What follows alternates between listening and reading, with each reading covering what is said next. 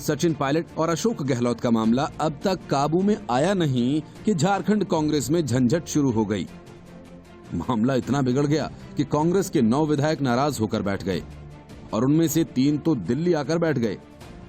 इन सभी विधायकों के पास शिकायतों की लंबी लिस्ट भी है, जिसमें हेमंत सरकार के कामकाज को लेकर पार्टी के प्रदेश प्रभारी आरपीएन सिंह तक से शिकायतों का पूरा ब्यौरा है। कांग्रेस के 9 नाराज विधायकों में से 3 विधायक केंद्रीय नेतृत्व के समक्ष अपनी बात रखने के लिए दिल्ली भी पहुंच चुके हैं।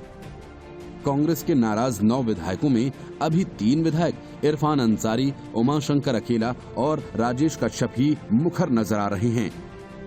ये तीनों विधायक राज्यसभा सांसद धीरज प्रसाद साहू की अगुवाई में दिल्ली पहुंच चुके हैं और 2 दिनों से दिल्ली में ही कैंप कर रहे हैं। कांग्रेस विधायकों की नाराजगी सरकार के कामकाज के अलावा पार्टी के प्रदेश प्रभारी आरपीएन सिंह से भी है। इन विधायकों का कहना है कि कांग्रेस प्रभारी ही सरकार और मंत्रियों पर दबाव बनाने की उनकी हर कोशिश को विफल कर रहे हैं। इसलिए दिल्ली गए इन विधायकों ने कांग्रेस प्रभारी से मुलाकात करने की जगह पार्टी के राष्ट्रीय महासचिव केसी वेणुगोपाल और वरिष्ठ नेता अहमद पटेल से मुलाकात की। इन नेताओं की कोशिश है कि सोनिया गांधी और राहुल गांधी से भी मिलकर अपनी बात रखें। हालांकि कोरोना संक्रमण काल के दौरान अभी इन विधायकों की पार्टी के अन्य वरिष्ठ नेताओं से मुलाकात संभव नहीं हो पाई है।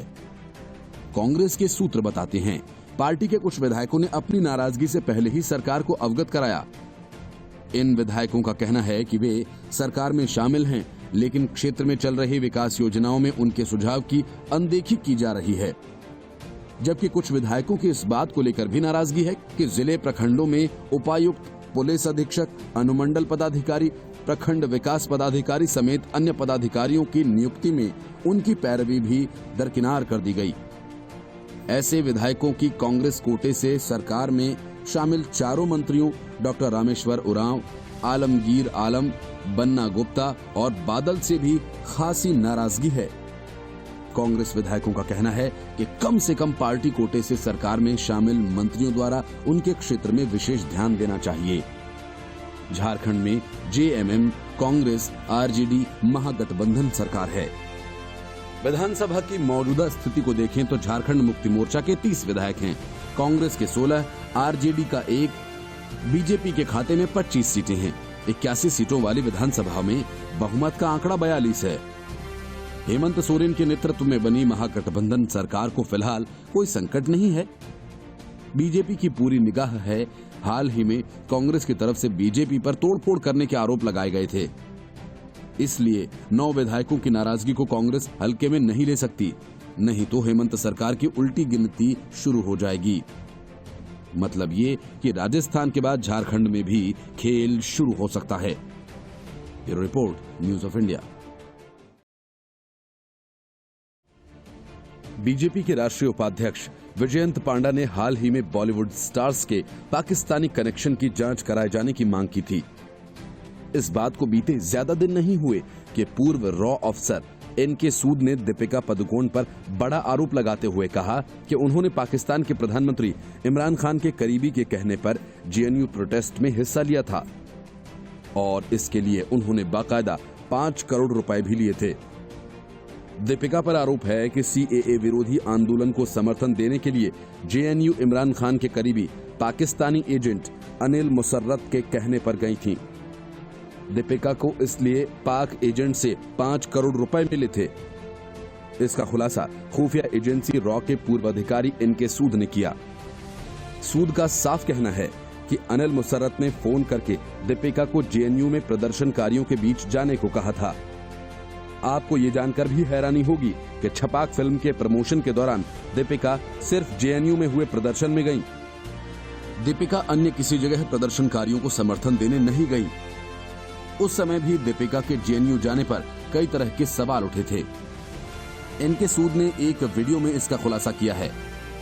एनके सूद इंडिया सिक्योरिटी रिसर्च ग्रुप यानी ICRG नाम के एक यूट्यूब चैनल को चलाते हैं और दीपिका के बारे में ये दावा उन्होंने यहां अपलोड किए गए एक वीडियो में किया है। सूद का ये भी आरोप है कि ईडी ने मामले की जांच शुरू कर दी है।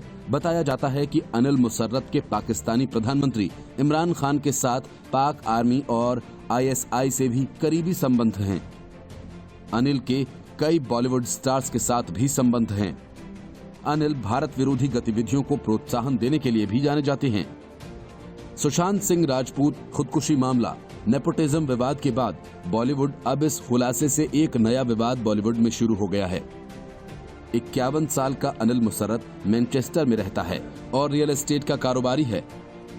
मुसर्रत ने इमरान के कलेक्शन कैंपेन में भी इन्वेस्टमेंट किया था। इसके अलावा इमरान के हाउसिंग प्रोजेक्ट में भी मुसर्रत की हिस्सेदारी है।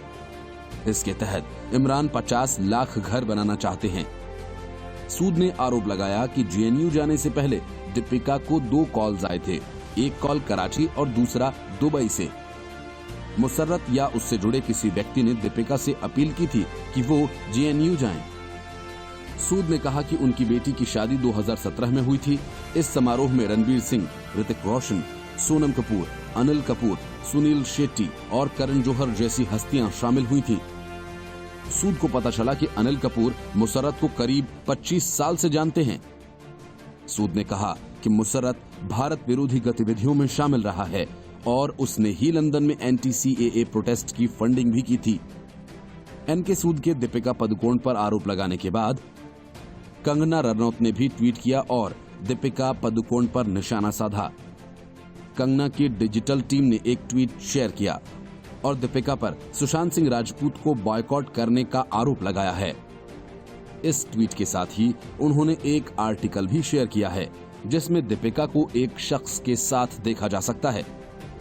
कंगना की डिजिटल टीम ने इस ट्वीट में कहा, ये एक तस्वीर और आर्टिकल है दीपिका और रणवीर सिंह की शादी का। उन्होंने अपनी शादी में पाकिस्तानी एजेंट को बुलाया और GNU प्रोटेस्ट की साजिश रची। Bureau report, news of India. Rajasthan की सियासत में तूफान तो ऑडियो क्लिप से अशोक गहलोत ने मचाया, लेकिन अब जो एक वीडियो क्लिप सामने आया है उसमें गहलोत ही लपेटे में आ गए हैं। हॉर्स ट्रेडिंग के कथित ऑडियो टेप के बाद आए इस वीडियो में कांग्रेस के बागी विधायकों की बातचीत हो रही है। ये बातचीत किसी और के बीच नहीं, सत्ता और सियासत के केंद्र मुख्यमंत्री अशोक गहलोत के बेटे वैभव गहलोत और विधानसभा स्पीकर डॉक्टर CP जोशी के बीच हो रही है। इस वीडियो के सामने आते ही बीजेपी ने अशोक गहलोत सरकार पर हमले तेज कर दिए हैं और सीधे सीधे CP जोशी के इस्तीफे की मांग कर डाली। वैभव गहलोत ने एक दिन पहले ही स्पीकर डॉक्टर CP जोशी के घर जाकर मुलाकात की थी।